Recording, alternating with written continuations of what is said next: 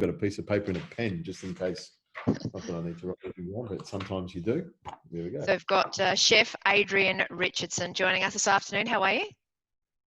I'm very well, thank you. Good to meet you. Thank you. It's nice to. Normally the interviews are either over the phone, but this is so much more convenient now. You can actually see the person you're talking to. It's good, isn't it? So good. So tell us a little bit about yourself for those who don't know you. I mean, a lot of us know you from all the wonderful things you do, but just give us a little intro to yourself and what you do. A little intro. How about I do a big one? My name's Adrian Richardson. My name's Adrian Richardson, and I'm probably people know me as a chef and host of Good Chef, Bad Chef, but I also do a couple of other shows, Secret Meat Business and Richo's Bar Snacks and a few other things. But I also, my real job is I'm a restaurateur in Melbourne. I have two venues. One is called La Luna Bistro, which is situated in North Carlton, which is a beautiful part of Melbourne. And we cook anything that's meat, anything with a pulse goes through that kitchen and gets cooked up and loved. And then I've had that place for about 20 something years. So that's been there forever. It's a real icon of Melbourne. And then about 3 years ago, I got clever and thought maybe I should start another venue. So I started up Bouvier Bar and Grill, which is in East Brunswick. That's quite a large New York style bar downstairs. We do lovely food there. And then upstairs we do catering. It's a big event center upstairs. And I do a few other things, but that's, in a nutshell, that's me. I like that New York style bar. What gives it the New York pizzazz? Well, I've spent quite a bit of time in New York, and the thing I like about it is the look. It's got that really sort of groovy, dark sort of look. We put a lot of effort into the styling of it, so it looks fantastic. It's a huge bar. It's one of the biggest back bars, the biggest spirits collection north of the river. And it's got a great feel about it. And for me, when you go to a bar in New York, it's got that great feel. And you've got good service as well. Service is very important. And if you've got a knowledgeable barman and you've got great bar staff that really give you what you want and give you great service, and they're there, as soon as you turn around, you've got a drink. That's what I like. That's what a New York bar is all about. Perfect. So how is it sort of different to a sort of like a regular restaurant and its service? I mean, you up the ante a little bit. So what is it to how many waiters serving a table, for example? In the bar, you mean? Yeah. Well, we don't have as many waiters. It's sort of spread out a little bit more. But it's a sort of we've got probably 5 or 6 waiters on a busy night, and that will hold about 70 or 80 people. But it's that sort of casual, there's someone coming to the table every couple of minutes, checking on you, making sure you've got a drink, making sure you've got something to eat if you want. So we've got that sort of, that really sort of groovy vibe to the place. It's not as formal as a sit-down restaurant, but it's got that real sort of funky vibe. And, people, they'll make up, what do you feel like for a cocktail? Well, I like apples and I like sherbet. I've got a cocktail for you, and off they go, and they bring one back. Yeah, exactly. That's right. That's why we go out, and that's what we've all missed during this time, isn't it? Just that being served, enjoying great food, interaction, people, drinks, action, music, life. Normal life, we've been missing it. I've been missing my favourite little Asian eateries. I go up to Preston, which is a bit of a grungy sort of heartland part of town, and there's the place I go to for my Peking duck and my crispy skin pork noodle soup, and there's another little place around the corner where these little Chinese ladies make dumplings. I miss that. I miss going and saying hello to them. That'll be back soon though. It will. Speaking of dumplings, I did see you made some recently on your Instagram post, which I'm following and liking. I love dumplings. They're one of my favorite things. You take a little piece of pork or some mushrooms, some shallots, and you wrap it in a little bit of pastry and a little bit of dough, and then boil it up. I like to do them with some soup. So I'll put them in a bowl and then pour a little bit of chicken broth over the top of it. Yes. It's beautiful. A little bit of chili oil, fantastic. Yeah, and you made a bone broth soup. I saw that also. I was having a look at the recipe with the chili in it, the noodle bone broth. See, we're all over it. We all know what you're doing. I can't hide it. And I mean, that's normal. People think that I'm just putting it on for social media, but that's normal at home. I cook a lot when I'm at home. There's always a chicken broth going, or like I'll often put some bits of brisket and stuff in the chicken broth, give it a meatier flavour. But there's always stuff going on. It's really strong, isn't it, brisket? It gives it that kick, that depth. Oh yeah, yeah. Very And the strong. best part of it gives it a great flavor. But when it boils away for 2, 3, 4 hours, and then you strain the stock, you can actually pull it apart, let it cool down, slice it, and put it back into a soup that you're cooking, or just pull it apart and throw it into a piece, some toasted bread with a little bit of pickle and some sauerkraut and mustard. Yeah. Yeah, I've been baking more bread lately, and I think a few more people have been doing that. Bread baking is Bread. fantastic. People have been baking all sorts of focaccias and things, and Mm. I put a recipe up not long ago for, it's like a no knead dough. It's like, if you haven't baked bread before, this is the recipe you try, and then you can make it. The success rate is really, really good. And then if you want to get more involved in it, you can go on with it. But that's a great recipe. Bread's easy once you get the hang of it. We don't really need to knead it anymore. Are people doing that? I mean, of course they are, but is it more the no knead bread? Is that where we're going? I mean, that's what I'm doing, no knead bread. It's easy. I think it is. It's easy, and a lot of people are doing that. I've had a few people, we'll call them trolls, maybe, that have, oh, you're showing people the wrong way to do it. It should be, they should make it the right way where they need it, every 12 hours. Who's got time to do that? You want to mix it up the night before, throw it on the bench there, then the next day whack it into a pot, take it out, and put butter onto it. Perfect. That's what it's. Can you just give us the recipe? Like, can you just give us a quick bread recipe? Yeah. It's basically 3 cups of plain flour, 2 cups of warm water, a teaspoon of salt, because you need a little bit of salt to give it some Yes. flavor. And I put about a tablespoon of dried yeast. A Really? That teaspoon and a much? half. I just put a tablespoon in there, let it going, and you get a lot of gas and a lot of air going Yeah. in there. You can throw some fennel seeds in there if you want. And then I just stir that around. You get a sloppy sort of mess in the bowl, cover it with cling film, put it on the side of the bench, leave it for 12 or 24 hours. But the main trick is having that pot in the oven, having it screaming hot. Yes. A lot of the recipes say, 220 degrees Celsius. I turn it up to 250, Yes. 260 degrees. I like it really hot. Heat it up, throw the dough into it, and it's 35 minutes with the lid on, 15 to 20 minutes with the lid off, and then take it out and try and resist slicing that bread open while it's hot and putting lashings of butter onto it and Oh, just scoffing it down. It's impossible. exactly. So you don't put the dough in the fridge, you leave it on the bench overnight or 12 I hours, leave it on whatever. the Yeah, I leave it on the bench, covered with cling film, so Okay. it keeps it nice and moist. Throw it on the Fair bench, enough. and that ferments beautifully. You'll see it, and that's why that extra little bit of yeast gives it that lift and that gassiness. Yes. A little tip, a pro tip with that one, if you sort of, because the dough when it comes out can be a little bit sloppy. Some people, sort of knead it with some flour. I just tell people to scrunch up some baking paper. A nice big piece, probably the size of a dinner plate, probably a little bit bigger than that. Scrunch it up, put the dough in the middle of it, then pick up the baking paper and drop that into the pot. And that sort of gives you, it's sort of an easier way of Yeah. handling the dough, and then it sort of opens up in the in the pot, and it's sort of easier to handle. Yes. Yeah. Easy. Easy, isn't it? Yeah, That it's a recipe. no-brainer.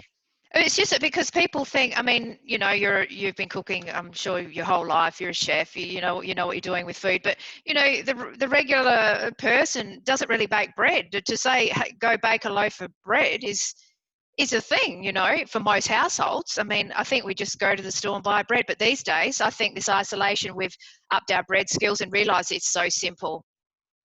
It is, it is. And my job, I think this is where I fall in. My job is not to show you how good I am. I can make a sourdough, and I can make all this complicated stuff, Yeah, but my job is to pass on my skills. And if I can pass on some quick tips, and some quick exactly. recipes and some fundamental, some basic recipes that people can build on later on if they get excited, I think the idea is you have a success.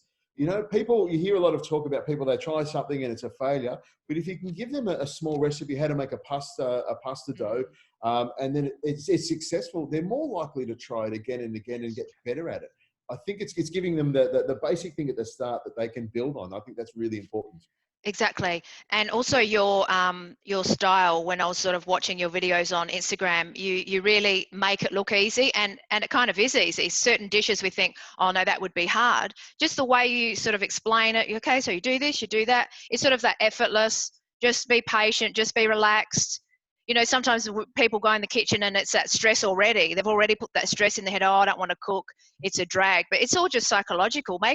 If we make it something, a process we enjoy, it's enjoyable.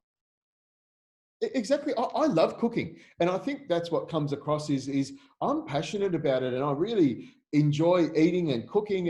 And if I can just pass on a few little tips and a bit of that Yeah. excitement to Passion. people Yeah. and I get a lot of feedback. It's like, Adrian, I've never cooked that before, but I've tried it. That to me is the most rewarding thing when someone stops me and says, Adrian, I watched your clip on cooking a steak and now I cook it your way and it comes out perfect every time.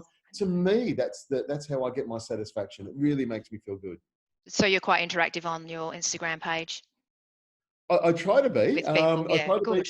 Yeah, as much as I can. If Yeah. yeah, as much as I can. That's how it works. But sometimes I'll be shown things. It's like, oh man, that is so cute. You know, I had a 9-year-old kid that had made gnocchi as his science project, and Really? he grew mushrooms he grew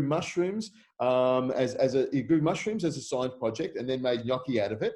And then he also made the bread, that same no knead bread, Oh my as a science gosh. project. You know, you take liquid So cool. and you get a gas and that's what happens. So I thought that was really, really good. He got, I got to eat something and got away with making a science project, schoolwork as well. Fantastic. Yeah, exactly. And it's good to understand the chemistry of food too, you know, from that science point of view, like you were saying before, what the yeast does, it does its thing. And that makes it interesting too. It does. And when you understand a little bit more about the science, and we're not talking, you don't have to be an enzymologist to understand every single bit about the cooking. But if you understand more about the science, you can sort of predict what's going to happen. I was actually, and doing a little bit of research about it, you can actually improve what you're doing. I've been trying to make noodles, pulling noodles for quite a while. And I came across a particular tip. A chef had put something online where, you have to use a special ingredient that they import from China, which makes the dough really elastic so you can stretch it.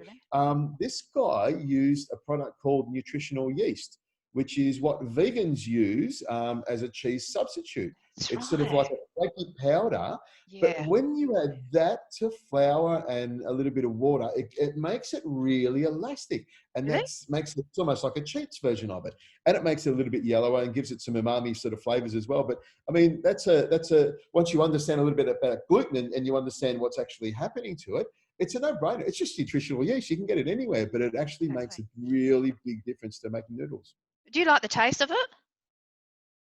I actually don't mind it. Yeah. Working with a co-host who's a vegetarian, she would often make vegan dishes, and she'll use that in it. Mm. It's actually I don't mind it. It's that cheesy sort of flavor. It's not Yeah. something that I would use a lot of, but Mhm. I would say that if someone can't have dairy but they still love the flavor of that cheese on the pasta, well, it's a great alternative. And a lot of these It products. is. They have a place, so and they have an even bigger place in my pantry because now I'll be pulling noodles with them. Interesting. Well, thanks for sharing that one. That's Yeah. another good thing to know. Now, just a couple more things before we finish off. How do you get, I mean, I saw you did a 1.8 kilo rump roast. That was a couple of weeks back. But I mean, some people end up having a beautiful, succulent, tender roast, others not so much. And I know it depends on the cut of meat as well and all that sort of thing, how you've cooked it. But well, what are some tips just to get it like really tender and juicy? Is it just slow cook? Is that the main Um, tip? Like, Well, probably, there's a whole lot of things combined together that give you a great result. One of the most important things is going to a local butcher and choosing the right cut. If you're going to have something like topside or silver side, those sort of cuts are going to be quite chewy. It doesn't matter how good you are as a cook. You need to do a little bit more work to them to get them tender.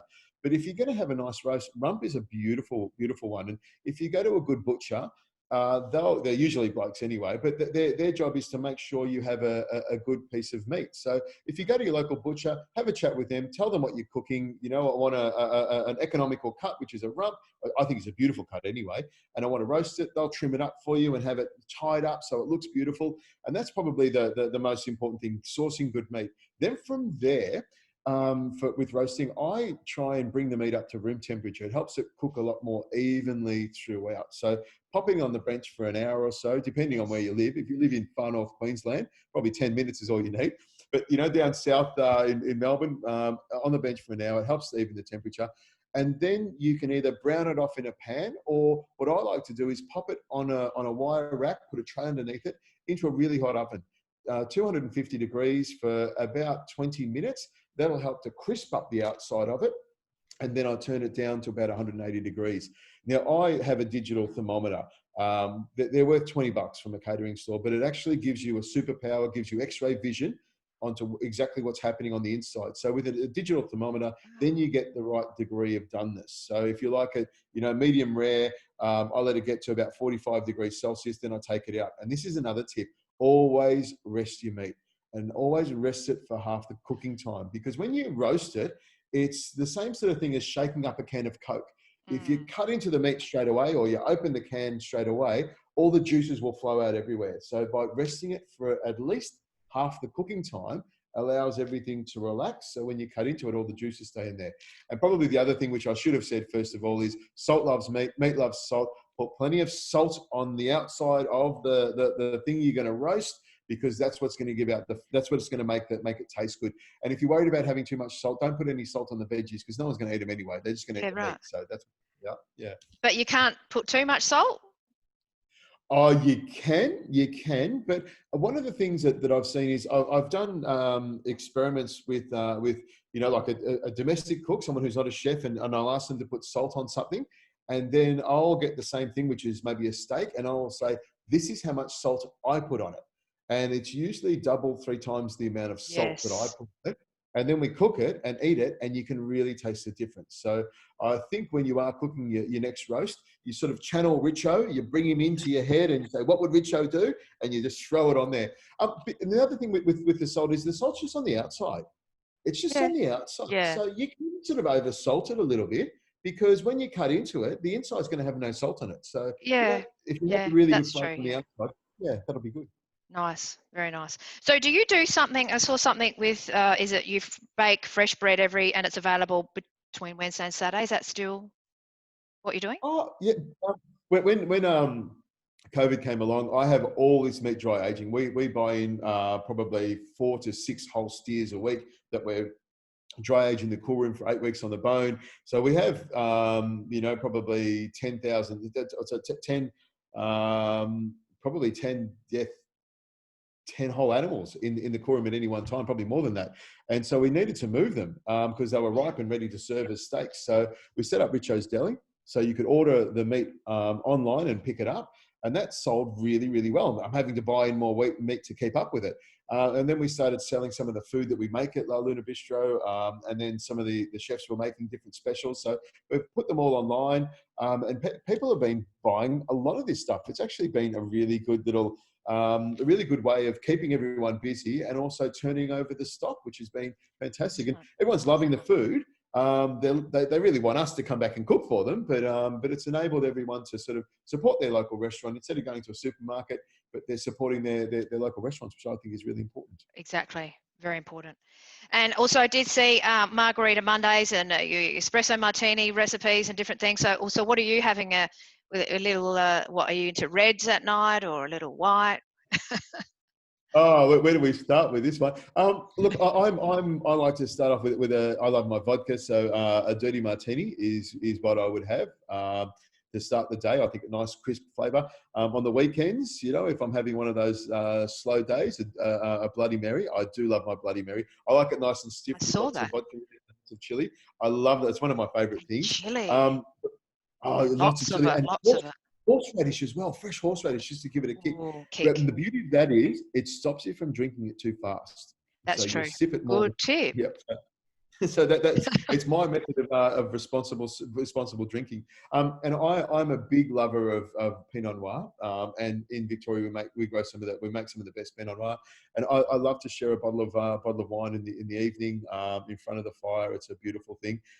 Just try not to drink too much. I think people have been drinking too much. So a good tip is to buy something that's expensive, and you'll slow down and enjoy it more and drink less. That's the important thing.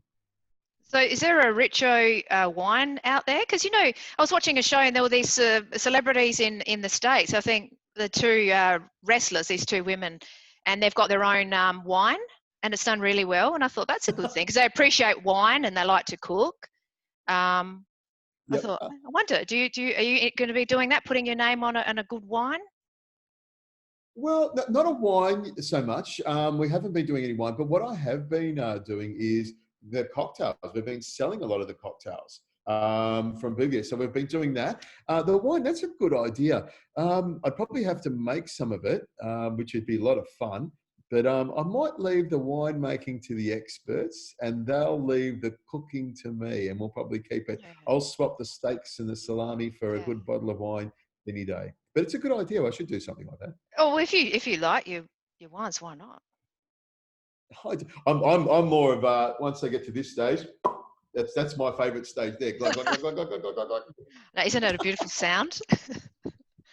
It is. I love it. But yeah, it's just not the same anymore. You know, when they brought out the Stelvin caps, you know, that you didn't get any more of that pop coming out. Yeah. And there's nothing. It's Yeah, sort of a yeah. funny thing that I sort of tease the sommeliers or the wine waiters or the waiters in the restaurant. You know, they go to the table, they present this beautiful bottle, and instead of pulling out their beautiful, you know, handmade wine knife that they use to open the bottle, they just click it open. It's like a Coke can, you know, click it Yeah. open, then pour it in. So it's No. taken away the that beautiful part of the wine service, but it has helped the wine industry a lot in that you don't have the oxidization Yeah. and the cork aspect of it.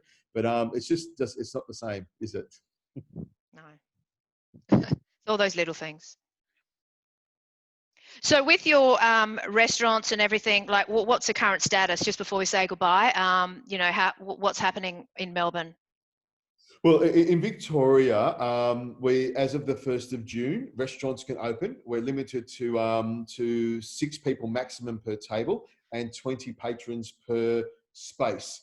My other venue, Bouvier, which is a bar, we do have meals there, but it's more of a bar that can't open. So, I mean, Oh, a lot of the places will open. I won't.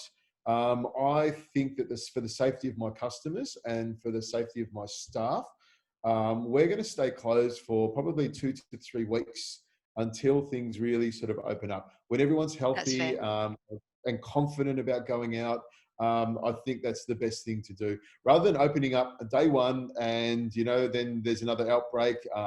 The worst thing that could possibly happen is if one of my precious staff get ill from this virus because they've come in contact with another customer. It just freaks me out. So we'll stay nice and clean. We'll stay at home for a little bit, and then we'll reopen when everything's nice and happy and pretty again. Yeah, sounds like a smart move. And things are on the up, hopefully, and hopefully it stays that way.